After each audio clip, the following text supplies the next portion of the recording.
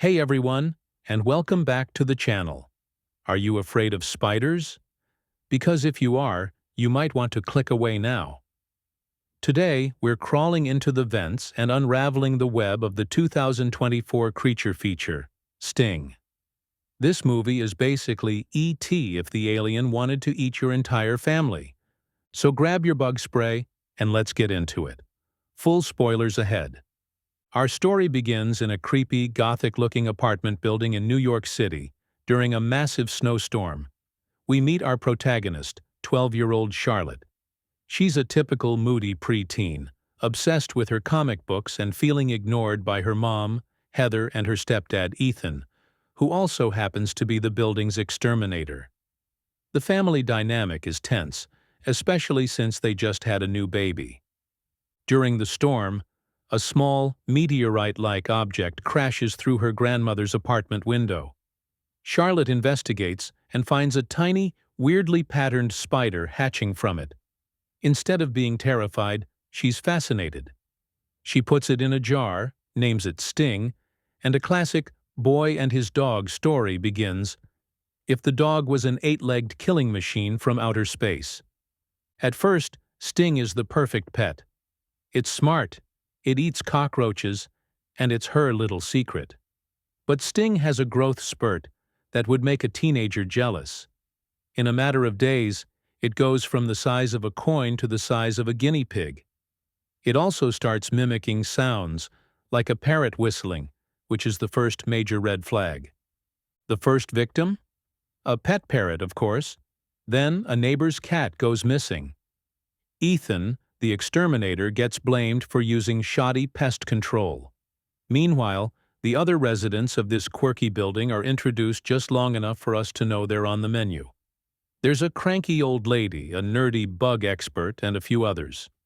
Charlotte starts to get suspicious when Sting escapes its enclosure, and she finds a giant hole it has chewed through the wall. She follows it into the ventilation shafts, which are basically the spider's personal highway system throughout the building. This is where the movie kicks into high gear.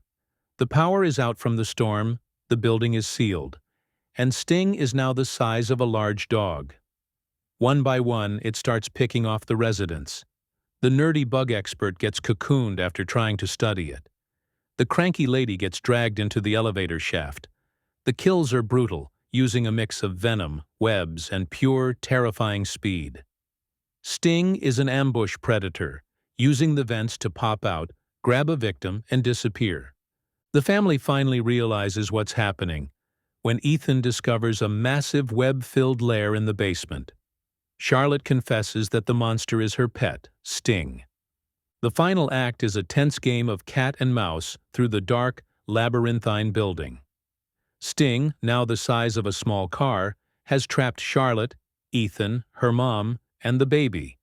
The creature design here is awesome, all practical effects, very creepy and alien-looking. In a surprisingly touching moment, Ethan, who has been trying to connect with Charlotte the whole movie, steps up to protect the family. They figure out Sting is drawn to sound and use that to lure it. The final showdown happens in a trash compactor room. They manage to lure the giant spider into the chute.